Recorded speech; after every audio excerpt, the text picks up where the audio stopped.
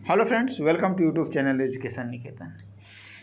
आज के हम इस वीडियो में उच्चतम न्यायालय के 29 लैंडमार्क जजमेंट की चर्चा करेंगे, जिनका उल्लेख आप भारतीय राज्य व्यवस्था से संबंधित जब प्रश्न के उत्तर लिख रहे हों तो उसमें कर सकते हैं। इसमें हम देखेंगे कि केस लॉ का साइटेशन क्या है, किस टॉपिक से संबंधित है और उसमें रेशनल यानी कौन सी बात उच्चतम न्यायालय ने स्थापित की थी। Romesh Thapar versus state of Madras 1950, इस केस जो टॉपिक है जिससे संबंधित है वह है freedom of speech and expression of the citizen, यानी नागरिकों की वाक और अभिव्यक्ति की जो स्वतंत्रता है उससे संबंधित है। इसमें उच्चतम न्यायालय ने कहा था कि अनुच्छेद 19 में जो प्रेस की आज़ादी है वो सम्मिलित है, यानी प्रेस की आज़ादी को फंडामेंटल राइट्स प्राप्त है, फंडामेंटल का राइट के अंतर्गत वो आता है। और Romesh Thapar versus state of Madras में इस चीज़ को स्थापित किया गया था। इसको उच्चतम न्यायालय ने अभी कुछ दिन पहले जो श्रेया सिंघल का केस आया था उसमें भी कोट किया था। श्रेया सिंघल के केस को हम विस्तार से आगे देखेंगे। State of Madras versus Shrimati Champakam Dorairajan 1951 का जो केस है ये basically reservation in admission to the educational institution से संबंधित है, जिसमें सुप्रीम कोर्ट ने फंडामेंटल राइट और डीपीएसपी में एक बैलेंस बनाने की कोशिश की थी। इसके बाद के एम नानावती का जो केस है वो आपके लिए उतना महत्वपूर्ण नहीं है, ये जूरी ट्रायल का भारत का आखिरी केस था। बेरुआरी यूनियन वर्सेज अननोन 1960 का जो केस है ये प्रियम्बल से संबंधित है। इसमें उच्चतम न्यायालय ने कहा था कि प्रियम्बल जो है संविधान का अभिन्न हिस्सा नहीं है, किंतु इसे बाद में LIC ऑफ इंडिया केस और केशवानंद भारती केस में इस निर्णय को उलट दिया गया, सुपरसीड कर दिया सुप्रीम कोर्ट ने और कहा कि प्रियम्बल जो है संविधान का अभिन्न हिस्सा है, प्रस्तावना संविधान का एक अभिन्न हिस्सा है। इसके बाद केशवानंद भारती, इस केस के बारे में आप सभी जानते होंगे, भारत के अभी तक की उच्चतम न्यायालय की लार्जेस्ट बेंच बैठी थी 13 जजों की, जिसमें 6 और 7 के रेशियो से निर्णय आया था।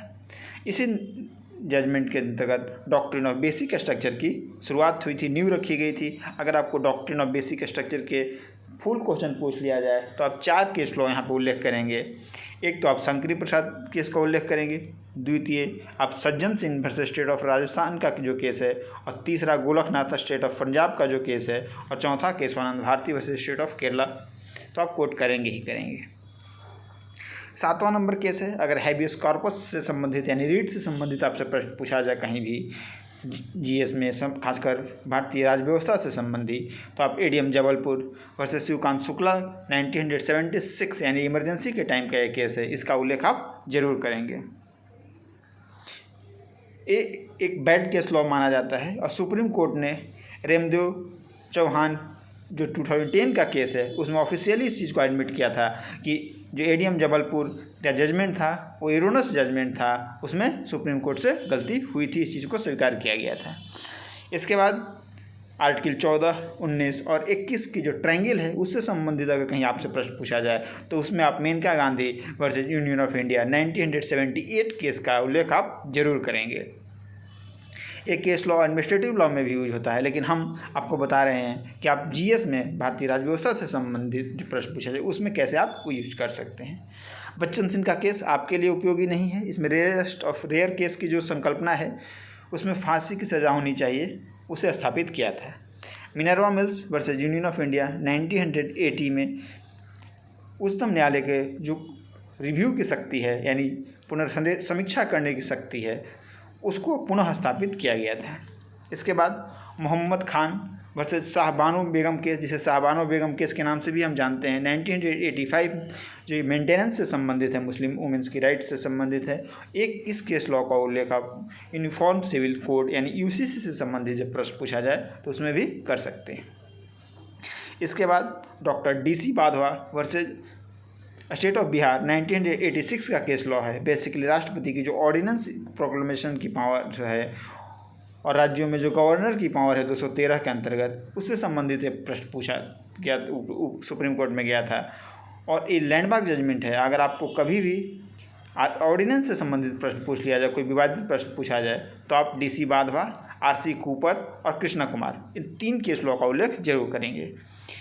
नेक्स्ट है, अगर आपसे पर्यावरण से संबंधित प्रश्न पूछा जाए तो पर्यावरण से संबंधित प्रश्न का जो हमारा भोपाल गैस ट्रेजडी हुई थी उसके बाद एक केस आया था MC Mehta versus union of India. CNG का भी केस है इनका। MC मेहता एक पर्यावरणविद थे जिन्होंने उच्चतम न्यायालय में पर्यावरण से संबंधित कई सारे केस कर रखे थे। तो इस केस लॉ का उल्लेख आप पर्यावरण से संबंधित अगर कोई प्रश्न पूछा जाए तो वहाँ कर सकते हैं।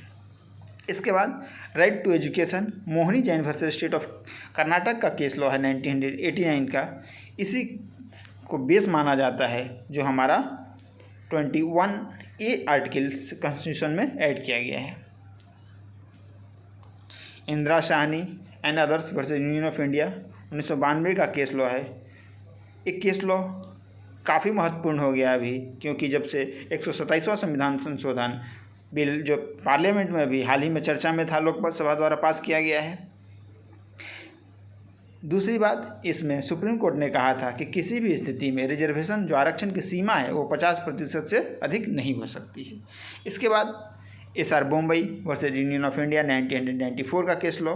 कभी भी आपसे अनुच्छेद 356 से संबंधित प्रश्न पूछा जाए, इसका उल्लेख आप करेंगे। राज्यपाल का पद से संबंधित या राज्यपाल की नियुक्ति को लेकर विवाद से संबंधित अगर कोई प्रश्न पूछा जाए तब भी आप SR Bombay versus union of India 1994 case का उल्लेख करेंगे।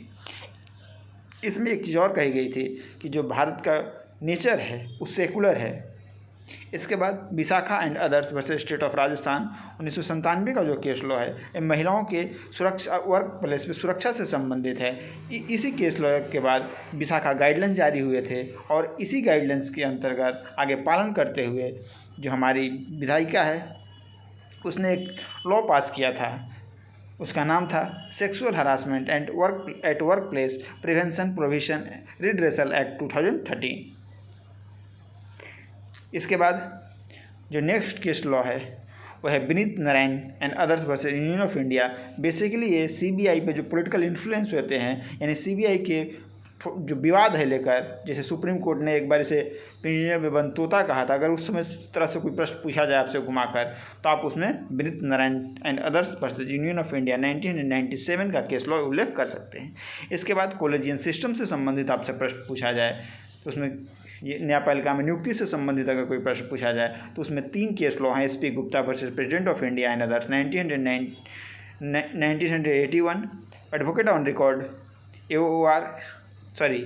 AORA and union of India versus union of India 1993 और special reference case of 1998। In 3 case law का उल्लेख करेंगे। इसके बाद जो चौथा केस लॉ था वो advocate on record versus union of India supreme court था शायद, उसमें जिसको कि हम फेमस रूप से यानी पॉपुलर रूप से national judicial appointment commission case के रूप में भी जानते हैं, जिसमें सुप्रीम कोर्ट ने NJAC को नल एंड वॉइड या कहें कि अल्ट्रा वायरस घोषित किया था।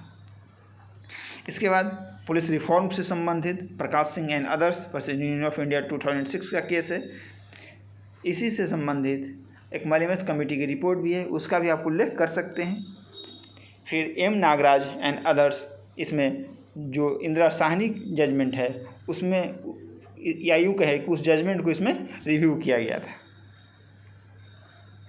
Lily Thomas versus union of India 2013 का जो केस है ये बेसिकली जो राजनीति में अपराधीकरण हो रहा है यानी क्रिमिनलाइजेशन ऑफ पॉलिटिक्स जो हो रहा है उससे संबंधित एक केस है।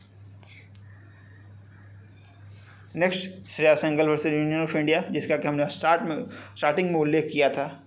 उसमें उच्चतम न्यायालय ने जो इंफॉर्मेशन टेक्नोलॉजी एक्ट 2000 की धारा 66A है उसे नल एंड वॉइड घोषित किया था। Saira Bano versus union of India 2016 का केस है। हमने आपको इससे पहले शाहबानो का केस बताया था, अहमद खान वर्सेस शाहबानो, उसी से संबंधित ये भी केस लॉ है। इसके बाद आपने देखा होगा कि सरकार ने ट्रिपल तलाक को अवैध घोषित कर दिया कानून बनाकर। इसके बाद निजता का जो अधिकार है वो Puttaswamy and others versus union of India 2017 के केस में सुप्रीम कोर्ट ने राइट टू प्राइवेसी को फंडामेंटल राइट घोषित किया आर्टिकल 21 के अंतर्गत। अगर आप राइट टू प्राइवेसी के इतिहास में जाएं तो 2 केस लॉ का उल्लेख और कर सकते हैं, MP शर्मा केस और खड़क सिंह केस का। नेक्स्ट जो हमारा केस है वो है Navtej Singh Johar and others versus union of India. Basically ये जो केस है वो आईपीसी की धारा 377 से संबंधित है, जिसमें उच्चतम न्यायालय ने 377 धारा को आईपीसी को स्ट्रक डाउन किया था, उसे नल एंड वॉइड घोषित कर दिया था। इसके बाद अब चाहें तो जोसेफ सरीन का भी केस याद कर ले, अडल्ट्री से संबंधित है, जो आईपीसी की धारा 497 है उसका इसमें वर्णन किया गया था और सुप्रीम कोर्ट ने इसे भी जेंडर बायस्ड बताते हुए इसे भी स्ट्रक डाउन कर दिया था।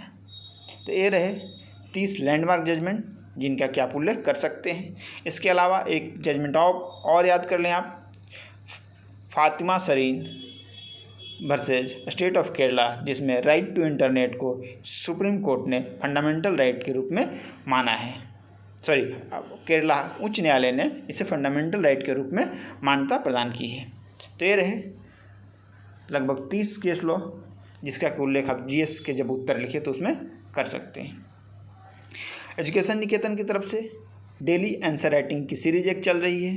आप उसका अगर हिस्सा बनना चाहते हैं तो कमेंट सेक्शन में और डिस्क्रिप्शन बॉक्स में एक टेलीग्राम ग्रुप के लिंक दी गई है, आप उससे जुड़ सकते हैं। साथ ही साथ हमारी ओर से 67 बीपीएससी प्रीलिम्स के लिए टेस्ट सीरीज़ की भी 31 अगस्त से शुरुआत की जा रही है, तो आप उसके भी हिस्से बन सकते हैं। धन्यवाद।